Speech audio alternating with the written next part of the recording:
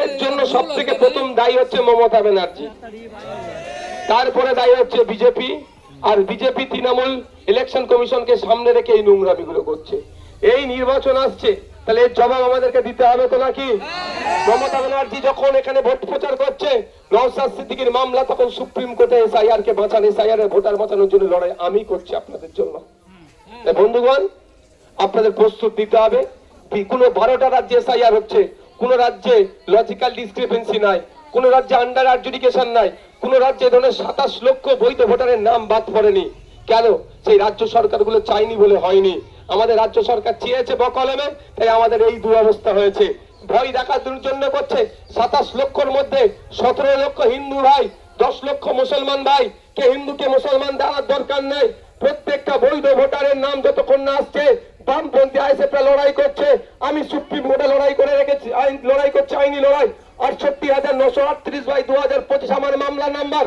মমতা ব্যানার্জি যখন বলেছিল লাশের উপর দিয়ে এসআইআর হবে, নাটক করছিল, আমি তখন সুপ্রিম কোর্টে গিয়ে মামলা করেছি। আপনাদের বলবো, আমাদের হাতকে শক্ত করুন, আগামী দিনে আমাদেরকে সরকারে নিয়ে আসুন।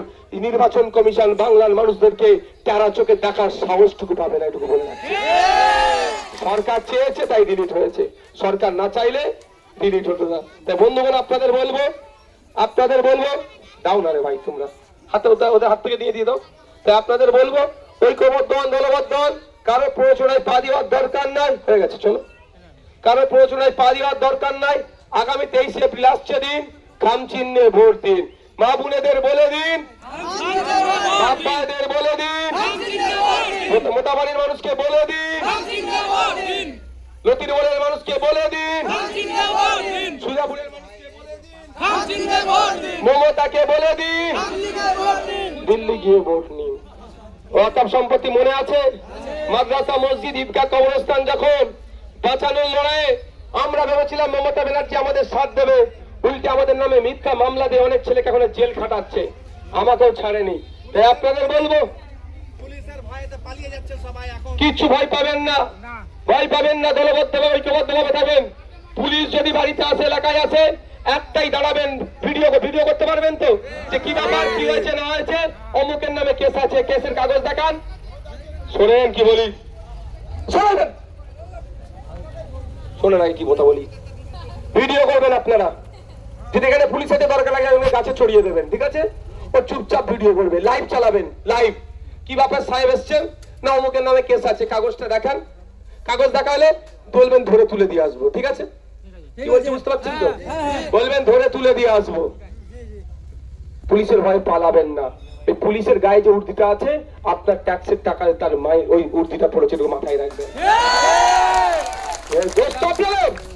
আপনারা মমতাকে ক্ষমতায় বসিয়েছেন, আর মমতার পুলিশ আপনাদের অত্যাচার করছে। আমাদের ক্ষমতায় বসেন, আমরা তো রাজ্য পুলিশ আপনাদের অত্যাচার করবে, স্যার স্যার বলে আপনাদেরকে ডাকবে। বুঝতে পারছেন? আপনারা মমতাকে বসিয়েছেন। শুধু মোথাবাড়িতে গতবারে যদি মমতাকে না জিতাতেন, এইভাবে পুলিশের সাহস হতো? দোস্ত আপনাদের, আমাদেরকে নিয়ে আসেন ক্ষমতায়, স্যার বলে আপনাদেরকে ডাকবেন, কথা দিয়ে গেলাম। এখন তুই তুকারি গালাগালিজ করছে, ওই পুলিশই স্যার বলে ডাকবে আপনাদেরকে। কি বলছি বুঝতে পারছেন? পুলিশের ভয় পালিয়ে যাওয়ার দরকার নেই। হ্যাঁ, বুঝতে পারছেন কি বলছি? তাই আপনাদের সজাগ থাকবেন, সতর্ক থাকবেন, কারো প্ররোচনায় পা দেবেন না। বাড়ি বাড়িতে গিয়ে আলোচনা করো, একটুখানি ঘুরে যাও না, ওইদিকে ঘুরে যাও না, ঘুরে যাও, দিকে চলে যাও। তাই আপনাদের বলবো, বাড়ি বাড়িতে গিয়ে মানুষজনকে বোঝাবেন, আপনার ভোট আপনি দেবেন, আপনার ভোট খাম চিহ্নে আসবে, এই বলে মানুষকে বোঝাবেন। মানুষের লড়াই আছে, আমরা জনগণের বিধায়ক তৈরি করতে হবে। আচ্ছা, আপনারা কি চান এমন বিধায়ক হোক যে কাটমানি নেবে, তোলাবাজি করবে, পরের মেরে নেবে, পরের কেড়ে নেবে? এটা চান না? তাহলে এত কটা প্রার্থী হয়েছে, নিশ্চিত ভাবে এটা বলতে পারা যেত গর্বের সাথে, আমাদের খামচিহ্ন যে প্রার্থী হয়েছে তার মধ্যে এই গুণগুলো নাই, যে পরের কেড়ে নেবে, মেরে নেবে, তোলাবাজি করবে। এই গুণগুলো পাবেন না তার মধ্যে। আর বাকিগুলো গুণ না থাকলেও 10 চক্রে ভগবান ভূত। এখন ভালো নিজেকে বললেও কালকে 10-এর চক্রে যখন পড়বে, বড় তোলাবাজ হয়ে পরিণত হয়ে যাবে। সুতরাং তার আগে থেকে আমাদেরকে কি হতে হবে? সতর্ক হতে হবে। তাই বন্ধুগণ, বক্তব্য আমি এখানে সংক্ষিপ্ত করলাম। আজকে র্যালি এখানেই সমাপ্ত হলো। আগামী 23 এপ্রিল আসছে দিন, স্লোগানিং করবো, হবে তো? জোরে হবে তো? এখানে যারা প্ল্যান করে, জোড়া ফুল প্ল্যান করে খামচিহ্নের প্রার্থীকে জেলে ঢুকিয়েছে, তাদের বুকে কাঁপুনি দেওয়ার মতো একটা স্লোগান হবে তো? ইনকিলাব, ইনকিলাব, আইএসএফ, বাংলাদেশে বৈকট, বাংলাদেশে বৈকট, ইনকিলাব। আগামী 23 এপ্রিল আসছে দিন, শেষের দিক থেকে আওয়াজ আসছে না নাকি কেন? আগামী 23 এপ্রিল আসছে দিন, বিজেপিকে বলে দিন, ভোট দেবেন কোনখানে, ভোট দেবেন কোনখানে? মৌলানা মোহাম্মদ শাহজালাল কাদের সাহেবকে খামচিহ্নে ভোট দিন, ভোট দিন, ভোট দিন, ভোট দিন, খামচিহ্নে ভোট দিন। ভোট দেবেন কোনখানে, ভোট দেবেন কোনখানে? ওয়াকাফ চোরদেরকে বলে দিন, চাকরি চোরদেরকে বলে দিন, রেশন চোরদেরকে বলে দিন, ওয়াকাফ চোরদেরকে বলে দিন, মমতাকে বলে দিন, তৃণমূলকে বলে দিন, সুরেন্দ্র অধিকারীকে বলে দিন, দিলীপ ঘোষকে বলে দিন, বিজেপিকে বলে দিন, সাম্প্রদায়িক বিজেপিকে বলে দিন, দুর্নীতিগ্রস্ত তৃণমূলকে বলে দিন। ভোট ভোট ভোট দিন কোনখানে? আগামী 23 এপ্রিল আসছে দিন,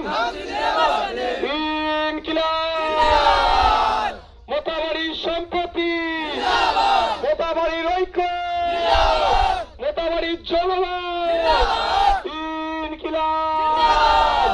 ন্যায়ের প্রতীক মৌলানা শাহজালাল কাদের সাহেব, ন্যায়ের প্রতীক মৌলানা শাহজালাল কাদের সাহেব।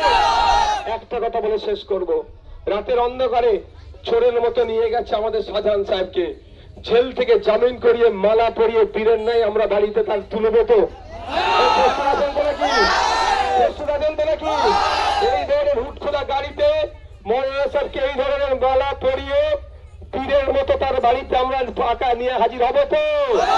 রাজি আছেন তো নাকি? মমতাকে জবাব দেবো তো? মোদীকে জবাব দেবো তো? মোদী মমতা মিলে এই ফন্দি হারছে। আপনারা জানেন ভাঙড়ে বিজেপির প্রার্থীর সাথে তৃণমূলের প্রার্থী দরজা বন্ধ করে ঘন্টার পর ঘন্টা আলোচনা করেছে আমাকে হারাবার জন্য। তাহলে ওই মোদী মমতাকে জবাব এই মোতাবাড়ি তোকেও দিতে হবে তো? আগামী 23 এপ্রিল আসছে, জবাব দেওয়ার সময় তখন দেবো আমরা। Thank you. সকলে ভালো থাকবেন, আস্তে আস্তে রাস্তাটা ক্লিয়ার করে দিন।